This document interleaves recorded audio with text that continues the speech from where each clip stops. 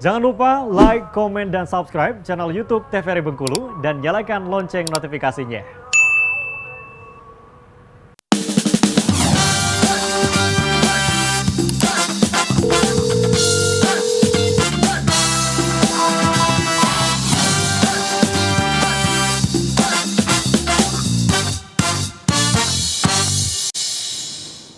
Ya, pemirsa, Anda kembali menyaksikan Dokter Kito.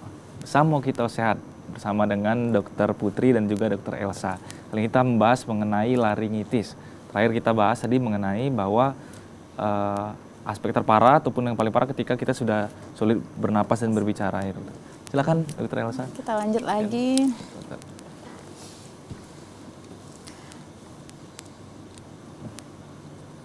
Oke, nah jika memang sudah mengalami gejala susah bernafas, karena memang itu merupakan saluran nafas ya, tempat jalannya udara, ya sudah datangnya ke IGD, bukan ke poli lagi. Kalau memang mengalami Langsung ke IGD deh, dokter ya? Iya, karena itu sudah emergensi. Kemudian ya istirahat, suara sebanyak mungkin. Seperti yang Dokter Putri bilang tadi, penyebabnya ada karena kebanyakan menggunakan suara seperti profesi penyanyi. Penyanyi kalau memang dalam seharian itu banyak konsernya, nah dia akan mempunyai kecenderungan untuk menderita laringitis. Oh, berarti ada kemungkinan langsung parah deh dokternya dalam satu hari yang sama, atau dia berangsur-angsur juga, dokter? Tergantung dengan tinggi rendah suara yang dia gunakan, kemudian durasi menyanyi yang dia lakukan, sama-sama dengan kondisi badannya selama ini, apakah dia adaptif enggak dengan berapa jam menyanyi, atau dia adaptifnya cuma 1 jam, 2 jam, terus dia agak berlebih menggunakannya jadi bengkak, begitu. Kemudian pada guru, nah guru juga nih sering mengalami yang namanya suara serak laringitis, ada ya? Pagi sampai sore ngajar, dokter. Iya, pagi udah ngajar wajibnya, sore tambah bimbingannya biasanya ya. Ada beberapa guru yang sampai serak juga, nggak bisa ngomong berapa hari, 3 hari. Saya dulu guru SMA saya kalau nggak salah, 3 hari nggak bisa ngomong.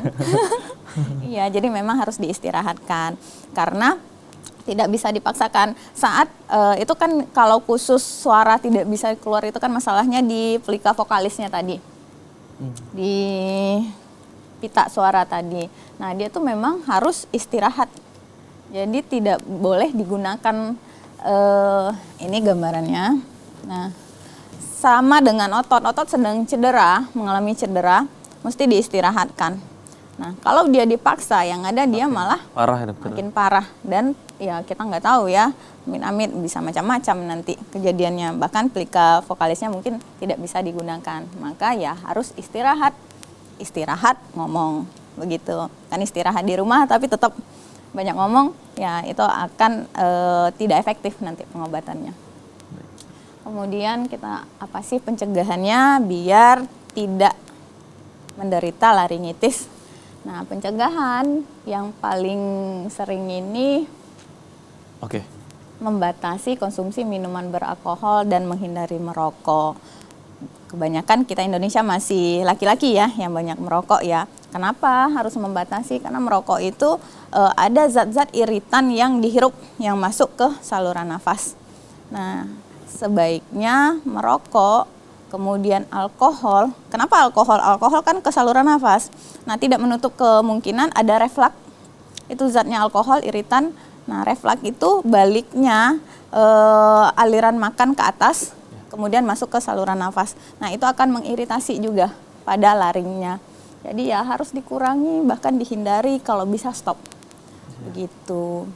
Kemudian lagi-lagi PHBS ya, mencuci tangan sebelum dan sesudah makan, setelah menggunakan toilet. Perilaku hidup bersih dan sehat. Nah, itu benar-benar harus kita tanamkan dalam kehidupan sehari-hari. Kenapa? Tadi balik lagi, penyebabnya itu ada bakteri, ada kuman. Nah, bakteri dan kuman dengan perilaku kita mencuci tangan dengan sabun atau hand rub itu untuk mematikan kumannya. Nah, saat kita melakukan makan, minum, nah entry untuk kuman dan virus masuk itu jadi menurun juga. Begitu. Jadi yang penting sekali untuk menjaga hidup sehat dan juga higienis dalam kehidupan kita sehari-hari dokter ya. Iya. Karena banyak sekali penyakit yang diakibatkan oleh kuman dan juga bakteri. Iya, benar sekali Mas. Kemudian mendapatkan vaksin influenza sesuai yang dijadwalkan dokter setiap tahunnya. Nah, vaksin influenza ini biasanya dilakukan setiap tahun. Kenapa nggak kayak vaksin-vaksin yang lainnya? Ya karena virus influenza itu banyak sekali. Jadi memang harus diupdate setiap tahunnya, gitu. Kemudian menggunakan masker untuk melindungi hidung dan mulut dari paparan debu.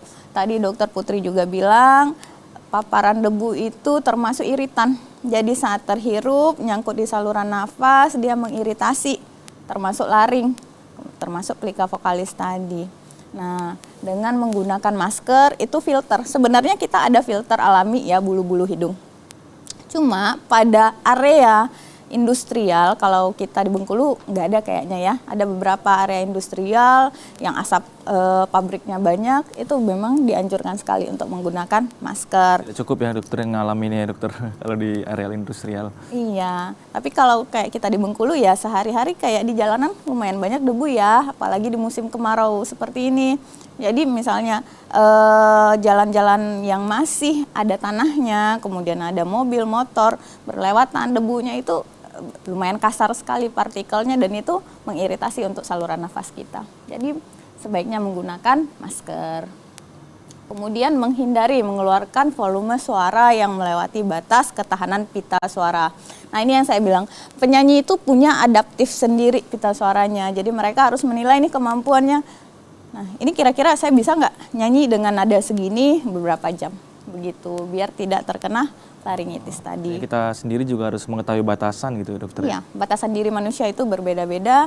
Ada yang kayak kita ngobrol tadi ya, ibu rumah tangga suaranya udah tinggi tapi nggak pernah kena Habis-habis ya. laringitis.